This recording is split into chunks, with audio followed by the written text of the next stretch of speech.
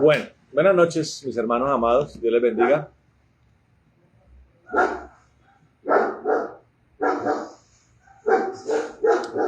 Bienvenidos al tiempo del discipulado, del día jueves.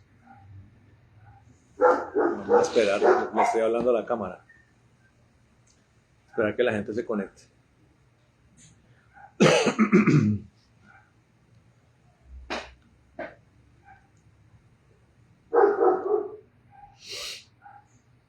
Se demora un poquito en ingresar.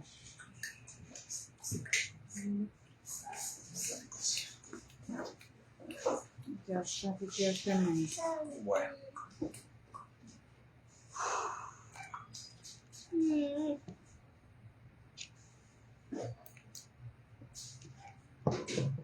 Vea.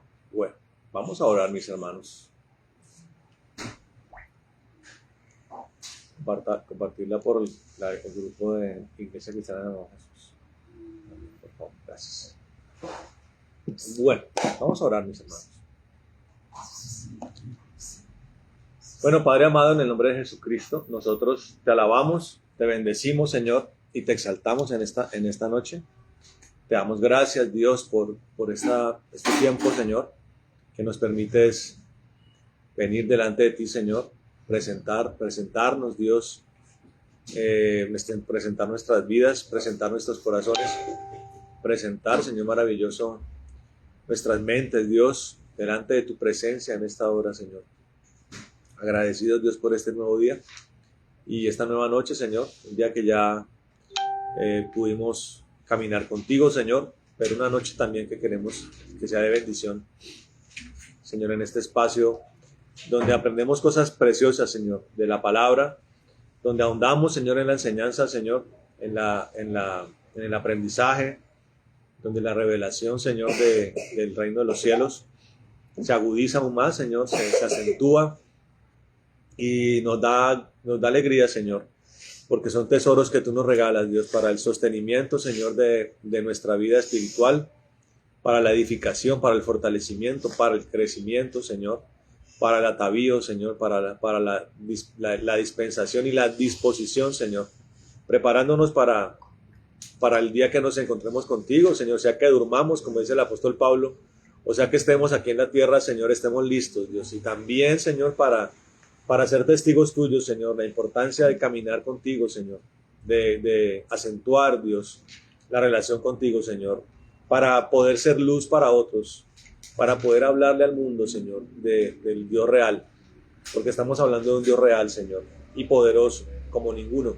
Gracias por esta oportunidad que nos da, Señor. Nosotros te alabamos y te bendecimos en esta noche. Te damos gracias por esta oportunidad de aprender cosas poderosas, Dios, del reino, cosas preciosas, Señor, maravilloso, valiosas, Señor, para nosotros guardar en nuestro corazón, para nosotros también, Señor, maravilloso, apreciarlas y, como dice la palabra, todo talento, Señor, ponerlo a que rinda dividendo, Señor. Nosotros por eso colocamos estos tesoros en tus manos para que, guardados en nuestro corazón y en nuestro espíritu, Señor, rindan fruto poderoso, Señor, al 30 por 1, al 60 por 1, al 100 por 1, Señor. Para tu gloria y honra, Señor, oramos. Amén. Y pedimos, Señor, que después de este tiempo crezcamos aún más, Señor, como los niños que crecen permanentemente, Dios, crecen de estatura, de envergadura, Señor, y nosotros también crezcamos en profundidad, en altura, Señor, en fondo, en envergadura, Señor, que nosotros podamos cada día, Señor, ir adquiriendo las dimensiones, el perfil, Señor, y la estatura del varón perfecto que eres tú, Jesús. Te damos gracias. En esta noche yo bendigo a todo este pueblo diligente que aprecia este tiempo, Señor, que aprecia la palabra, que ama, Señor, estar en tu presencia, Dios. Yo soy el primero, Padre, porque hay muchas cosas que todavía necesito aprender y soy el primer alumno aquí, Señor, el primer sorprendido, el primer instruido soy yo. Doy gracias por esto, Señor, porque eres bueno y santo. En el nombre de Jesucristo, Señor, a nosotros reprendemos, rechazamos, Señor, todo error, toda confusión que pueda venir a entorpecer nuestro aprendizaje, Señor, esta instrucción.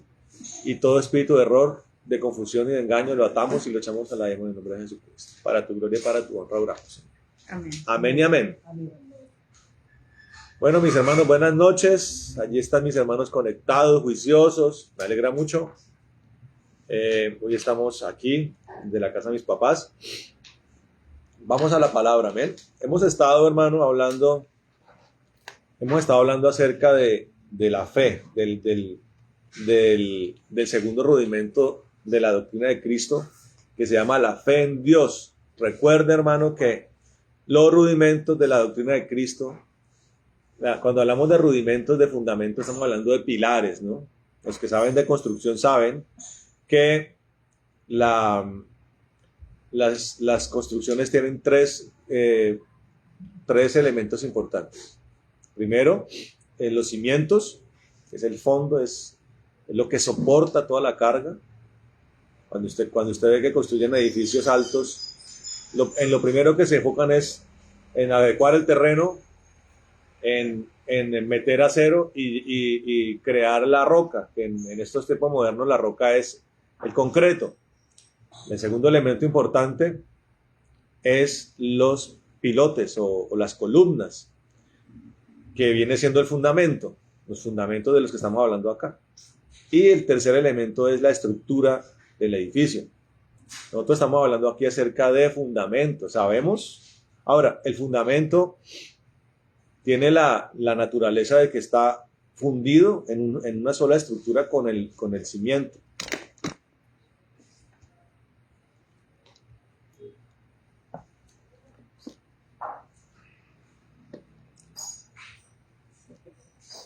Se hacen uno solo con el cimiento y el fundamento. La roca es Cristo, ¿no? Y la columna es la columna es la doctrina que está ensamblada con Cristo. Y una de esas columnas es la fe en Dios. Y hemos estado hablando, hemos enfatizado que cuando el fundamento, cuando el cimiento dice que habla de la fe en Dios, no solamente de la fe. Hemos estado hablando de que entonces hay fe falsa, de que hay fe engañosa, de que hay fe inerte y de que hay una fe verdadera, que es la fe en Dios. La palabra del Señor dice que debemos poner los ojos en Jesús, el autor y consumador de la fe. La palabra nos enseña que Moisés hizo un acto profético en el desierto. Cuando forjó una serpiente de bronce, en un episodio donde el pueblo de Israel pecó y el Señor hizo aparecer muchas serpientes, miles de serpientes que empezaron a morder y a infectar y a envenenar al pueblo. Y ante el clamor del profeta, Dios tuvo misericordia y lo mandó a elaborar una serpiente de bronce. El bronce pues tiene un significado profundo, ¿no? En temas de las cosas de Dios y de lo profético. Sí, que es resistencia al fuego, pero el Señor mandó a hacer una serpiente de bronce para profetizar acerca de un día, un Mesías iba a ser también levantado para que todo aquel que lo mire, como cuando miraban la serpiente de los israelitas, eran sanados. Que miráramos a ese Mesías para ser salvos y ser sanos de toda maldición y de todo pecado y de toda muerte eterna. Entonces, la fe en Dios es esa, la fe en Cristo Jesús. Amén. Y hemos estado hablando cómo la fe necesita revelación, que comienza por el oír, por escuchar, por predicar y escuchar la palabra de Dios. Y también hemos hablado acerca de que hay que llevar el crecimiento de la fe por el oír al crecimiento de la fe por la revelación. Ya la revelación es algo más profundo, más grueso. El sacrificio de animales en el Antiguo Testamento hablaba de que había un momento especial del holocausto, que era cuando las grosuras eran quemadas, la grosura del animal. La grosura del animal es la grasa del animal, la parte más nutritiva, la parte más reconfortante del animal en temas nutritivos es la gordura. Entonces la revelación es la gordura de lo que Dios muestra. es lo grueso, lo nutritivo. Es el tuétano de lo que Dios quiere mostrarnos. Y empezamos nosotros a examinar los ejemplos por excelencia de la revelación, partiendo, como lo decíamos hace 8 días, de algo impresionante como lo que hizo Abel. Abel, lo hemos dicho todos estos días, de que Abel en un solo acto dejó una pauta acerca tanto de la revelación como de la fe que agrada a Dios. Y lo hablábamos acerca de cómo el sacrificio de Abel venía siendo un ejemplo o una réplica o un reflejo de la relación de Abel con el Señor, al punto de que no solamente Abel ofreció un holocausto, un sacrificio, una ofrenda, sino que aprovechó el momento para hacer un acto profético, llevando un cordero sin mancha o cordero sin mancha al lugar del sacrificio, profetizando que miles de años después, alrededor de 4.000 años después, un ser que era Dios convertido en hombre iba a presentar su vida para la salvación de la humanidad o para la salvación de muchos. Y ese acto único que también le representó a él su martirización, el asesinato de parte de su hermano, marcó para toda la posteridad un ejemplo de lo que es revelación y de lo que es el sacrificio o la ofrenda o la adoración que nosotros tenemos que brindarle a Dios. Y de eso se trata el discipulado. El discipulado se trata de aprender a recibir, a vivir en la revelación de Dios, y segundo, poner en ejecución el objetivo por el cual se nos da la revelación. Y hablábamos, hermano, de que la revelación es proporcional a el agrado que Dios tiene por nosotros. Entre más agrado Dios tiene por nosotros, por nuestra fe, por nuestra obediencia, por nuestra empatía respecto a sus asuntos, por nuestra celeridad para que se haga su voluntad, Dios desata más revelación, hermano. Y esto nos invita a pensar, hermano, que donde hay poca revelación, hay poca relación con Dios. La revelación no es algo que venga de manera aleatoria, hermano. Y voy a exponerlo desde el versículo que dice que si tuvieras fe como un grano de mostaza, tú le dirías a esta montaña, muévete, y la montaña se moverá. Dios nos está demandando una decisión. Yo siempre he enseñado, hermano, y últimamente lo comprendo más, que Dios nos dio la capacidad en el libre albedrío, nos dio la capacidad de decidir a conciencia. Es como cuando usted va a un cubículo de votación, se supone, hermano, que usted con una cédula en mano tiene la capacidad para discernir, para escoger a conciencia el plan político o el candidato que según su criterio, el que usted ya debe tener, es el que mejor puede hacer cumplir con la responsabilidad del cargo para el cual se está escogiendo. Pongo este ejemplo para entender que Dios nos dio una capacidad, porque yo estaba leyendo la historia y desde los tiempos de Agustín de Hipona, tiempos donde la iglesia estaba tratando de definir un destino que desafortunadamente terminó siendo la mezcla con el paganismo, por allá cuando surgió la iglesia católica. Había una discusión, y hoy existe esa discusión, de si nosotros tenemos libertad de decidir, lo cual no es igual a que nosotros nos salvemos por nosotros mismos, es que es una interpretación equivocada. Y la otra postura que viene desde Agustín de Hipona, o San Agustín como llama la iglesia católica, de que Dios sencillamente escoge unos para salvación y otros para condenación. Le digo, no, hermano. Dios le dio al hombre desde Adán. Cuando el Señor le dice a Adán, le da el mandato de no comer del árbol del conocimiento de lo bueno y lo malo, Dios implícitamente, expresamente le está dando a entender que Adán tiene la capacidad de decidir si lo va a comer o no.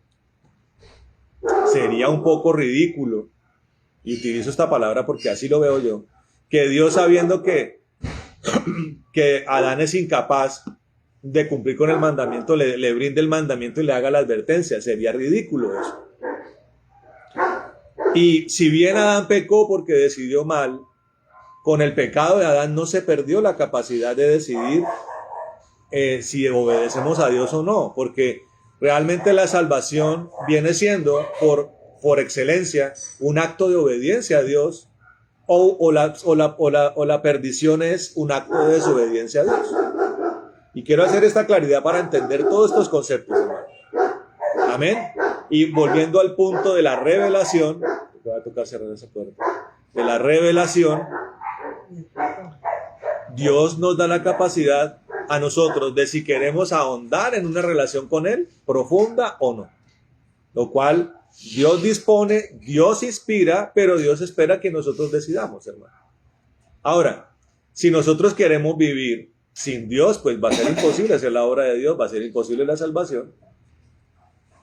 Pero si decidimos allanarnos a Él, y el derecho nos enseña, hermano, a entender lo que es allanarse a una pretensión. El derecho civil, penal, laboral, se basa en eso, en una contienda jurídica probatoria, donde uno demanda, y en esa demanda la persona coloca unas pretensiones, o sea, lo que espera que el juez decida a su favor.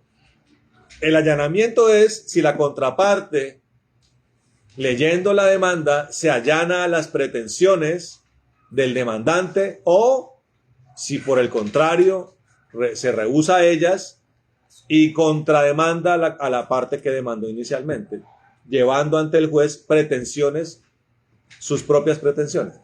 Entonces Dios dispone las cosas, todo Dios lo ha dispuesto. Sin eso no podemos salvarnos, sin el sacrificio de Cristo, sin el Espíritu Santo, sin los ejércitos del cielo, sin la disposición del Padre, sin la gracia, no podemos salvarnos. Pero en nosotros está si nos allanamos a ese plan. Y de eso se trata lo que estamos hablando. De eso se trata lo de Abel, lo de Enoc, lo de todo lo que hemos hablado acerca de lo de Noé, lo de Abraham. Fueron personas que se allanaron al plan de Dios. No fue que Dios los escojo a a los demás los friego y con hago el plan. No, el Señor propone y las personas que quedan para la posteridad se allanan a ese plan. De eso se trata esto. Y veíamos cómo, a pesar de que Caín se equivoca, no se allanó inicialmente al plan de Dios. Lo mirábamos hace 8 días, hace 15 días, hace 21 días. Dios le da la oportunidad a Caín. Le dice, ¿por qué tu semblante ha decaído? ¿Por qué te pones así? Esto pasó posterior a que los dos hermanos llevaron la ofrenda delante de Dios. Y que Dios se inclinó hacia la ofrenda de Abel por las razones que ya hemos explicado. Pero a pesar de que Caín falló, hemos enseñado que Dios le da la oportunidad a Caín de replantear, de volver a hacerlo. Le dice, recompone el camino, agrádame, tienes la oportunidad de agradarme. O sea, Dios le está dando, basado en la capacidad que Caín tiene de dirigirse hacia lo bueno, obviamente nosotros lo alcanzamos con la ayuda de Dios, pero el primer paso lo damos nosotros, hermano. O bueno, el segundo paso, el primero lo da Dios, es como en el niño. Uno le dice al niño, venga, le ayuda a los primeros pasos. Y el niño, cuando está aprendiendo a caminar, ya en el vencimiento de su temor, el niño comienza a caminar solito. Pero Caín tenía la oportunidad de replantear el camino y decir completamente lo contrario, desagradar a Dios, hallar razones malignas en el corazón y conspirativas contra su hermano, y por último, quitarle la vida a su hermano. Y todo fue empeorando porque después del homicidio, Caín quiso burlarse de Dios. Le mintió a Dios y Dios le reveló a Caín. No sé si Caín lo habrá entendido. Creo que no lo entendió porque después, cuando recibió el castigo, creyó que era injusto el castigo que iba a recibir. Pero entonces Dios le revela, ya aún en su desobediencia, le revela para hacerle entender a Caín que él todo lo ve. Eso es una revelación de Dios, entender que él todo lo ve, que todo lo escudriña, que él todo lo sondea. Entonces, dicho esto, hermano, volvemos al punto de los que han recibido revelación. Entonces vayamos nuevamente al capítulo 11 de Hebreos, hermano.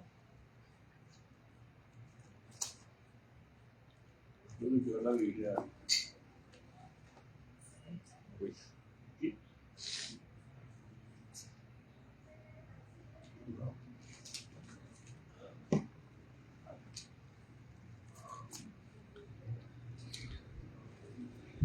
Hebreos.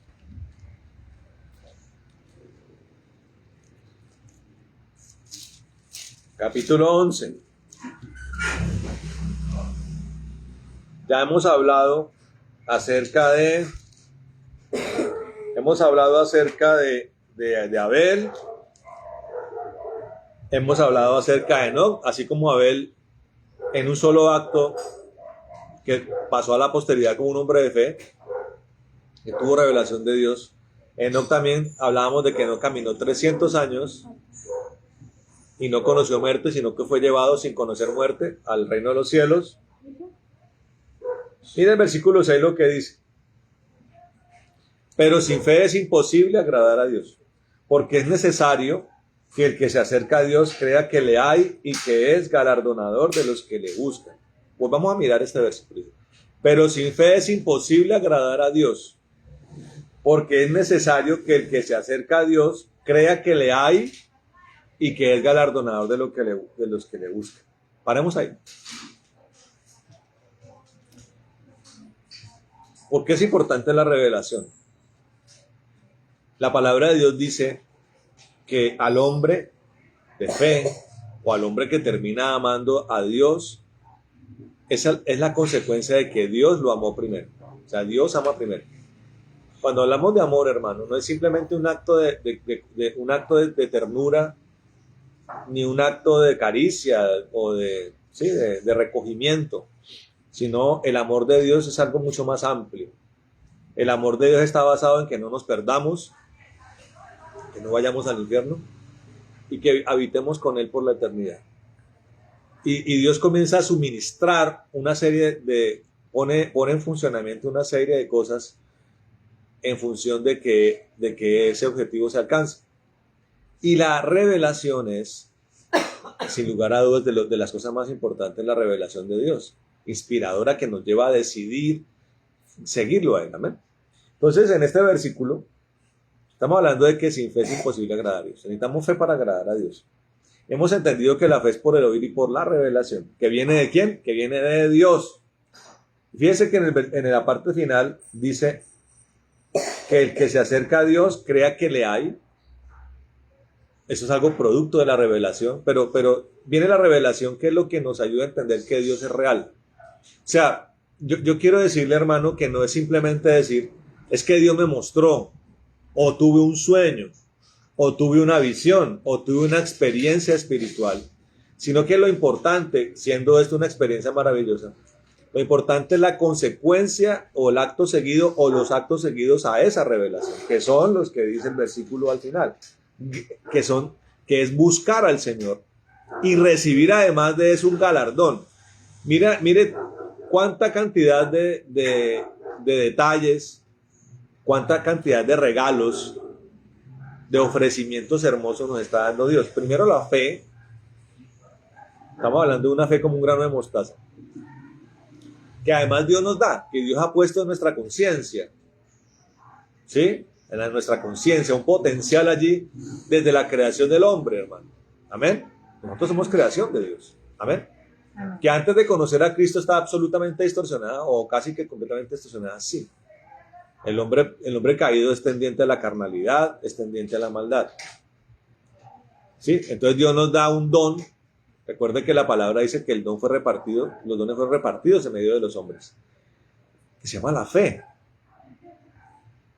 De pronto está muy pequeña, o muy imperceptible, o microscópica, o subatómica, pero está. Dice, pero sin fe es imposible agradar a Dios. Porque es necesario que el que se acerca a Dios crea que le hay. O sea, tenemos como una conciencia que nos dice que la palabra nos dice en Romanos 1 que la sola creación nos ayuda. O sea, una persona con un poquito de entendimiento, de sentido común, dice, la creación es definitivamente algo que un ser bueno, perfecto hizo. Ya ahí hay en nuestra conciencia una fe, pero es una fe muy tenue, que necesita el oír y revelación. Ahí viene la revelación. Por eso se predica el evangelio, por eso se ministra la gloria de Dios, la palabra de Dios. Por eso hay campañas evangelísticas, apostólicas, misioneras. Dice, para que además de eso haya conciencia de que Él es real. Y la revelación, que es la propuesta de la que hemos hablado, ya más acentuada, que es la que Dios le ha mostrado a estos hombres y a muchos otros. Estos son los que están mencionados en la Biblia, pero la historia de la iglesia está llena de personas que han recibido revelación del reino de los cielos, de la naturaleza y del carácter de Dios ya visibles. Entonces, y Dios hace esto para que no solamente entendamos que Él es real, que Él existe, porque resulta que saber que hay un Dios y que existe y tal vez que es bueno, la verdad es que ese solo estado no nos diferencia con un agnóstico. Un agnóstico es el punto intermedio entre el ateo y el que cree que Dios es real. Un agnóstico no es ateo. Un agnóstico dice hay un ser superior o un ente superior o una fuerza superior tan impresionante, tan descollante o tan inentendible que no le interesa interactuar con el hombre. O sea, Dios está por allá, un ser poderoso de otra dimensión, y estamos nosotros aquí los mortales destinados a ser enterrados cuando nos muramos. Eso es el agnosticismo. El ateísmo es el desconocimiento, la negación total de un Dios. Y creer que le hay es ya un estado superior a solamente entender que hay un Dios, sino que es un Dios bueno y perfecto. Pero además de eso, se necesita que venga la revelación para que nuestra fe se acentúe y se ubique ya en la dimensión, en la proyección, en el espectro de ya dirigirnos a un destino final, que es habitar en el reino de los cielos con el Rey del universo, hermano, que es Dios, que es Cristo. Amén. Amén. Entonces, Dios da revelación. Y viene el versículo y esa revelación nos convoca a que se despierte un interés por buscar y acentuar una relación con Dios. Miren lo que dice el versículo 7, dice, por la fe Noé, cuando fue advertido por Dios acerca de cosas que aún no se veían, con temor preparó el arca en que su casa se salvase, y por esa fe condenó al mundo y fue hecho heredero de la justicia que viene por la fe. Este es un versículo, hermano, que pareciera simplemente descriptivo, pero tiene una cantidad de ingredientes que es posible que los podamos mirar ahora, pero nos quede faltando, hermano. O en la medida que estudiamos estos temas y lo iremos descubriendo aún más. Amén. Amén. Miremos la primera parte del versículo. Dice, cuando fue advertido, dice. Ahí viene, o sea, Noé recibió una revelación de corte advertitivo, si es que existe la palabra, o de advertencia. Ahí hay una revelación. ¿Qué fue lo que Dios le advirtió? Ahora, meditemos un poco otra vez en lo que hablamos acerca mire cómo Abel nos sigue dando pautas, ¿no? Y eso me salió a mí hoy. O sea, hemos hablado de que Abel reflejó su relación con Dios en el sacrificio de los corderitos. Pero hoy dijimos entonces que es posible que Abel haya aprovechado eso para que haya hecho un acto profético acerca de un momento extraordinariamente poderoso, que es el del sacrificio de Cristo en la cruz. ¿Correcto? Y seguramente muchas de estas vidas nos darán a entender que la mayoría de estos hombres hicieron actos proféticos acerca del Mesías. La mayoría de estos hombres sus vidas están grabadas en el libro de Génesis.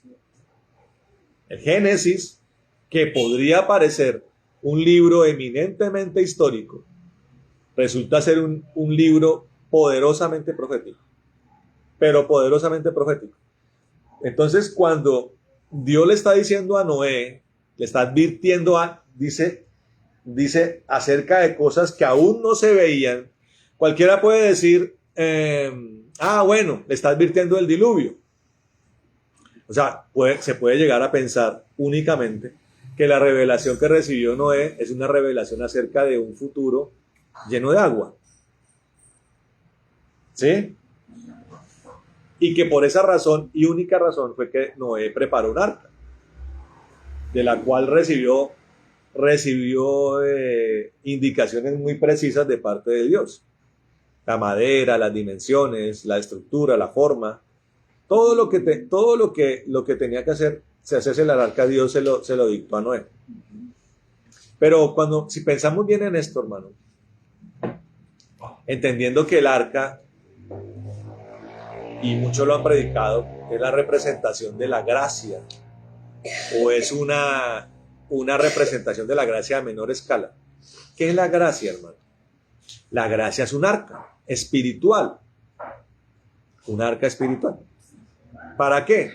La gracia es un arca espiritual para que el que entre en esa arca se libre de perderse o de morir.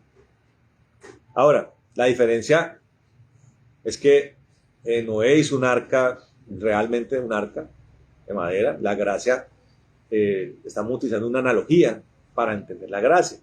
Ahora, yo meditaba en algo muy tremendo de parte de Dios que nos ayuda.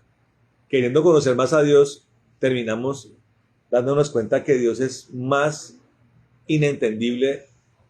Entre más lo conocemos, más sorprendente es Dios. Más enigmático es Dios. Y resulta que muchos de los debates acerca de si es de Dios, o si fue Dios, o si fue el hombre, tiene un inconveniente, por llamarlo así, porque con Dios, cuando estamos en su dimensión, no hay inconveniente. Y es que Dios, yo he hablado de la omnisciencia de Dios, para citar un ejemplo. La omnisciencia de Dios es una característica de Dios que Dios no puede eludir, o que Dios no puede dejar de poner de presente cada vez que actúa. No la puede dejar de lado, porque es su naturaleza, es su carácter. ¿Sí? Es su naturaleza, él no puede renunciar a esa naturaleza. Él es imposible, ese es él. Igualmente, meditaba yo en estos días, tratando de entender un poco mejor la palabra, que Dios tiene ojos, los ojos más perfectos espirituales son los de Dios. Y voy a poner un ejemplo, que también ha sido objeto de un debate, y es si toda la simbología del Apocalipsis es una analogía, o es un lenguaje que Dios utilizó para describir eventos escatológicos o postreros. Algunos creen eso, teólogos creen que Dios utilizó un lenguaje, o sea, que el Apocalipsis se convirtió como en un libro parecido a la mitología, para que Dios nos diera a entender algo más entendiblemente, o sea, valga la redundancia. Pero resulta que meditando en las cosas, cada día más creo yo que lo que Dios le mostró a Juan, porque la palabra nos enseña que Juan, otros dicen que fue Juan el que le impregnó ese lenguaje, pero la palabra allí en Apocalipsis dice que tal como le fue mostrado a Juan, Juan escribió el Apocalipsis. O sea, Juan plasmó, como todo escribiente, lo que veía. Ahora, cada vez creo más que lo que muestra el Apocalipsis, como en otros libros muy escatológicos, como el libro de Daniel o el libro de Ezequiel, sobre todo esos tres libros, es que Dios está mostrándonos algo como Él lo ve. Como Él lo ve. Yo medito en esta parte, hermano. El Señor, yo espero que usted todas estas cosas que se hablan acá, usted las medite. Mire, esto es una convocatoria a meditar en esto. Voy a poner un ejemplo, hermano. Dios cita a un momento especial a Ezequiel. Lo llama y le dice: Ezequiel, ven, te voy a llevar a un lugar, le dice el Señor a Ezequiel. Le dice, le voy a llevar al campo de los huesos secos. Y literalmente, hermano, aquí es donde se utiliza en la palabra literal realmente de manera genuina. Literalmente, Ezequiel caminó por un campo de huesos secos, hermano. Ahora, ¿ese campo dónde estaba? Es una pregunta que seguramente terrenalmente no hay explicación. Podemos pensar que podría ser un campo donde hubo una batalla y hubo muertos, soldados muertos. Pero yo le quiero decir algo, hermano, que me late a mí, hermano, que esa es la forma en la que Dios ve a los que están en muerte espiritual, hermano. Que Dios los ve.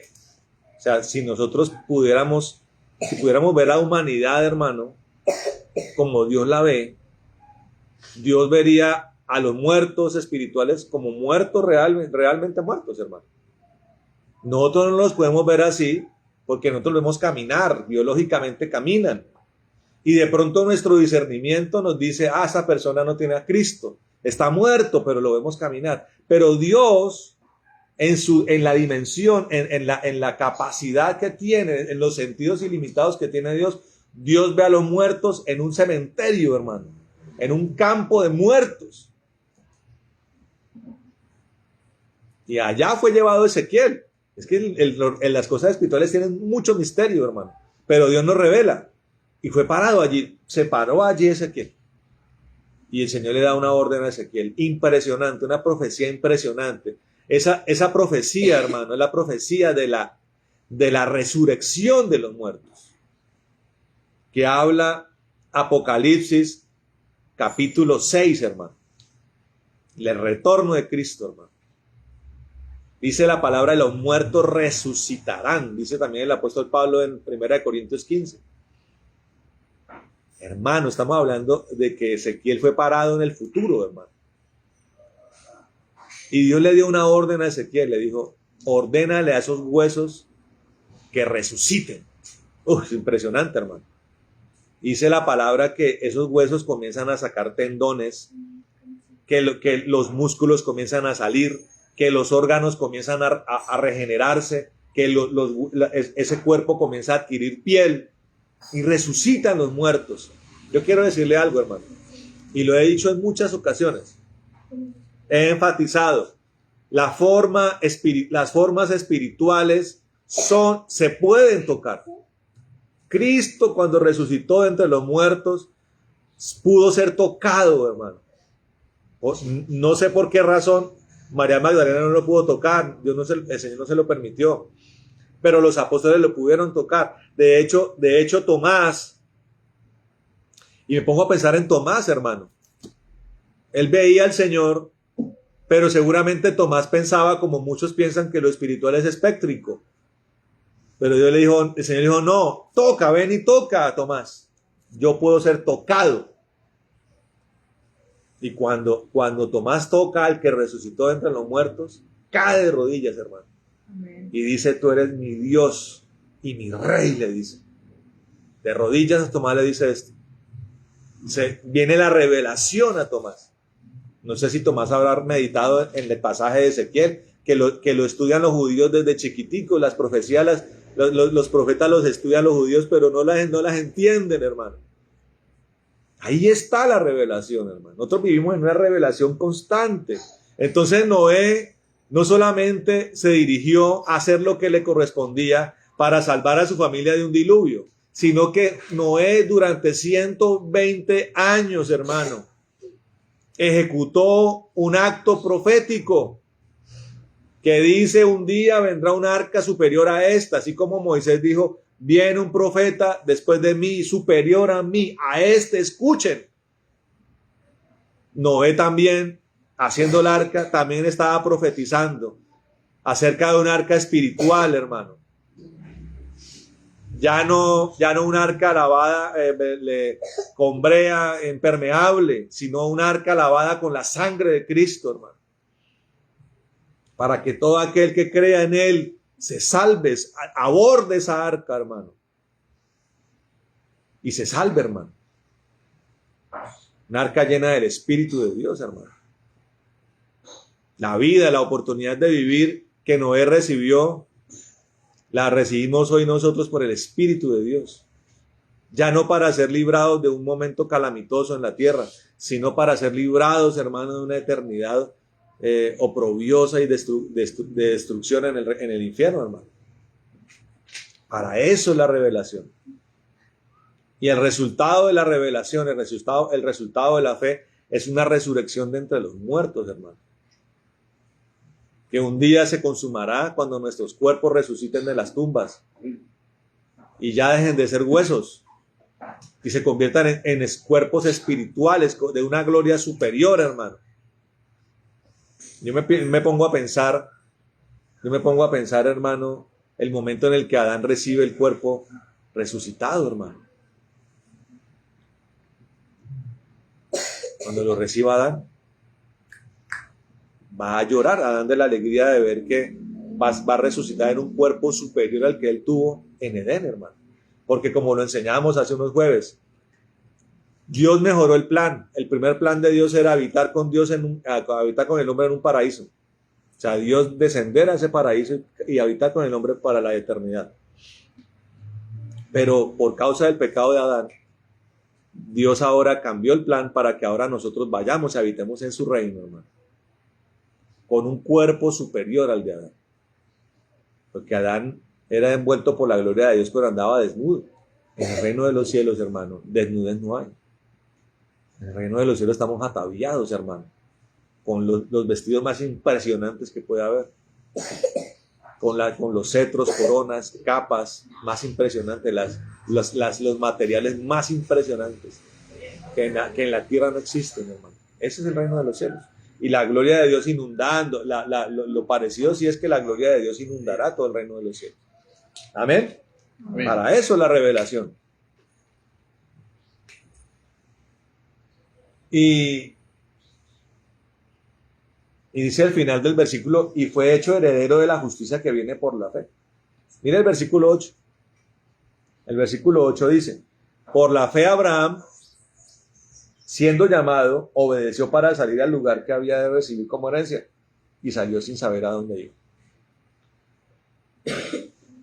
Miren esto, un nuevo tiempo en el plan de Dios, un nuevo hombre convocado, Abraham. Ya Abraham ya entra en una dimensión más especial, porque es la punta de lanza de la conformación de un pueblo llamado Israel.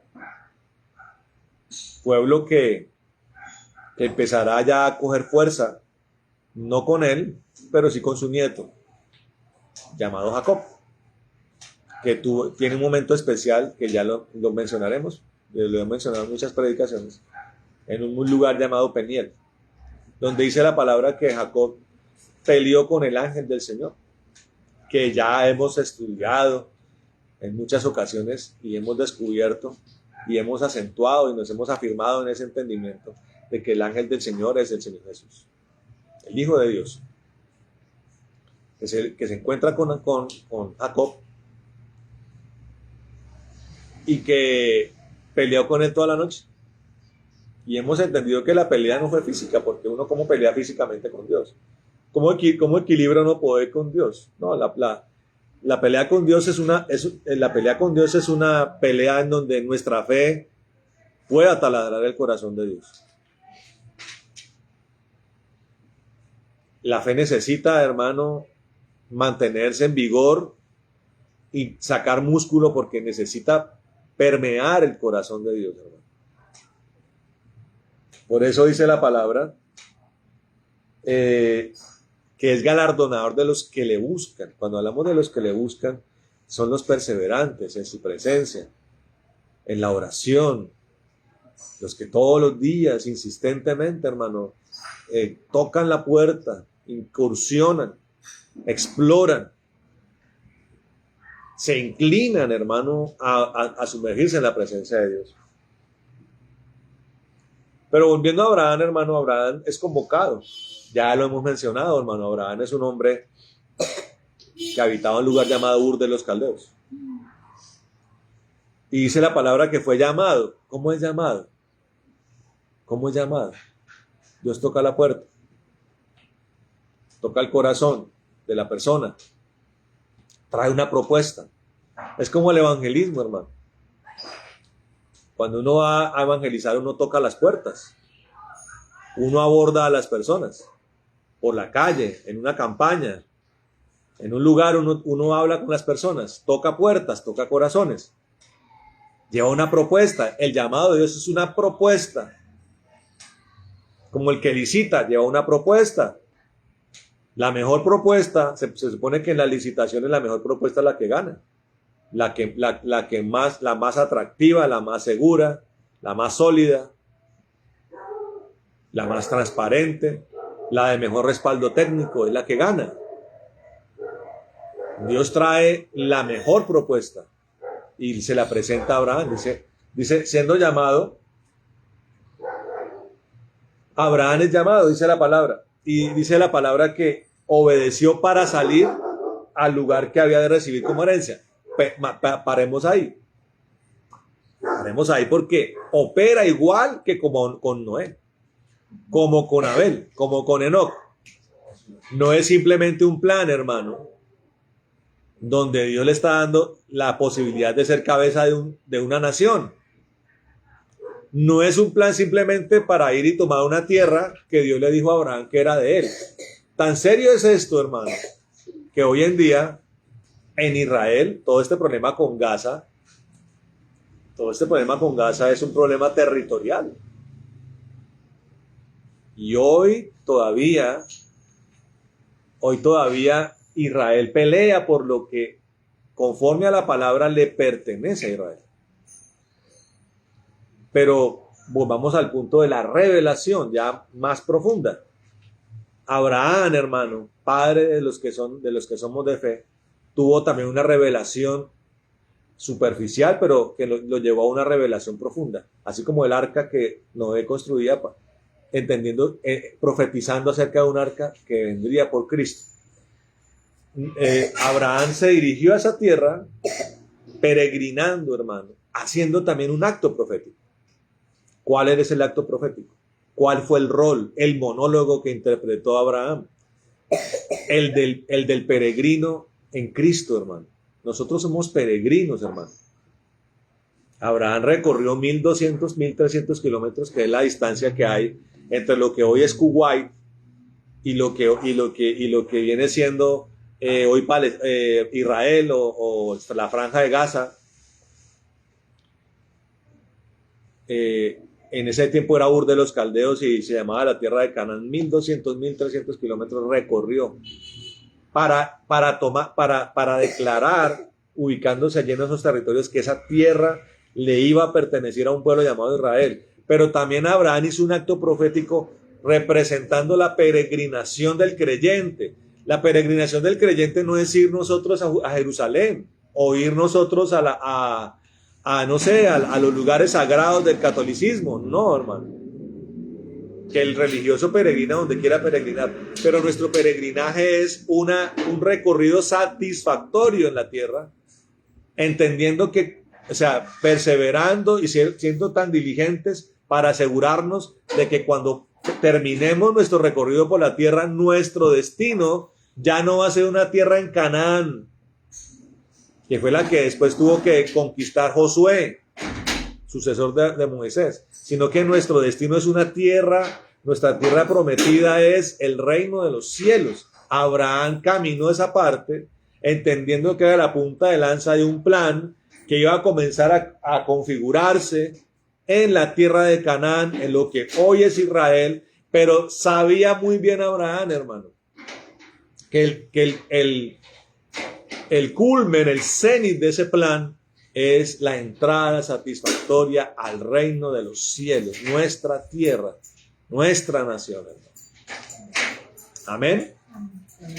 Cuando usted se acentúa en esto, hermano, claro, nosotros valoramos las naciones donde nosotros hemos nacido en esta tierra, pero en su corazón, la revelación, en su entendimiento espiritual, en su mente, la revelación lo tiene que ir a la acentuación, al resaltar que nuestra más importante identidad, nuestra ciudadanía no es terrenal, sino que es espiritual.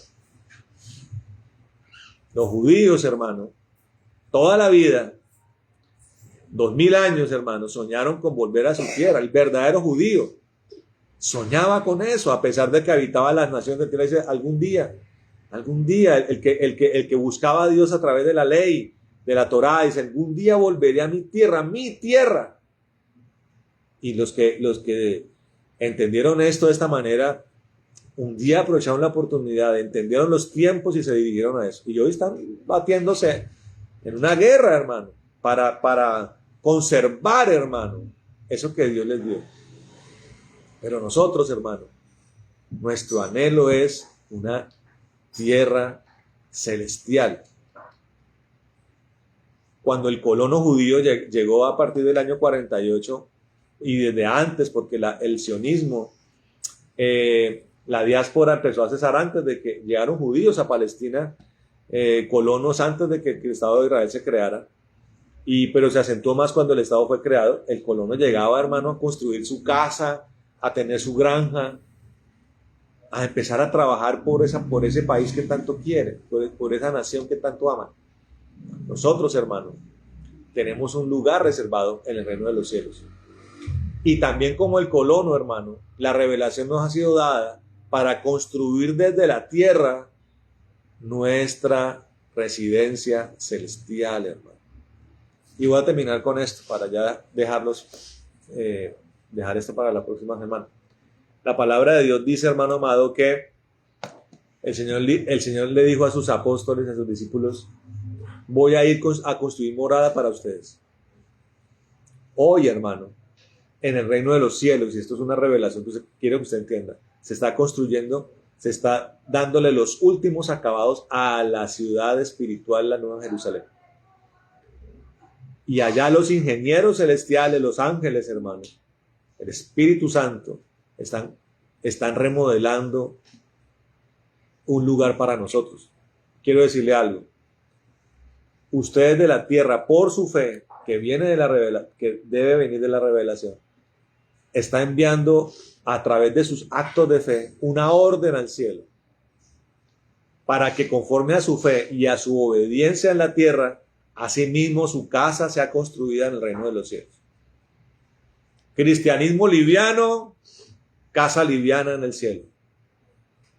Cristianismo acentuado, cristianismo esforzado, mansión en el cielo. Amén. Mansión en el cielo. Claro, nos libramos del infierno por creer en Cristo y mantenernos en ese estado de fe. Pero los galardones, los barrios, nuestro lugar en el cielo se definirá por nuestro grado de obediencia, hermano, aquí en la tierra. Amén. Por nuestro grado de humildad, por nuestro grado de servir doblada delante de Dios, haciendo su voluntad, no la nuestra. Tenemos que meditar mucho en qué voluntad es la que estamos haciendo. ¿Por qué estamos en el cuerpo de Cristo? ¿Cuál es nuestra parte? Porque también entendemos a través de todos estos testimonios de la palabra que estos hombres creyeron, hermano, pero lo más importante respecto a esto es que se dirigieron a hacer lo que les correspondía a ellos, la parte que a ellos les correspondía.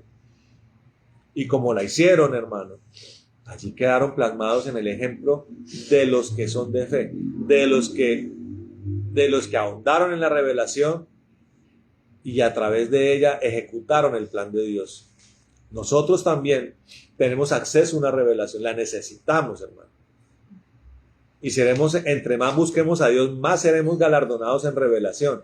Y esa revelación, hermano, debe ser para dirigirnos a hacer la voluntad de Dios.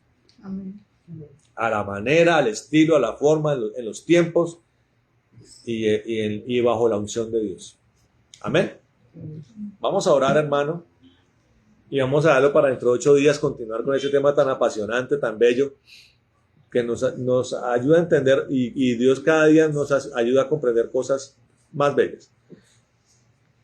Padre bendito, en el nombre de Jesús de Nazaret, en esta noche te damos gracias, Dios, por este tiempo. Tu palabra, Señor, es poderosa, preciosa.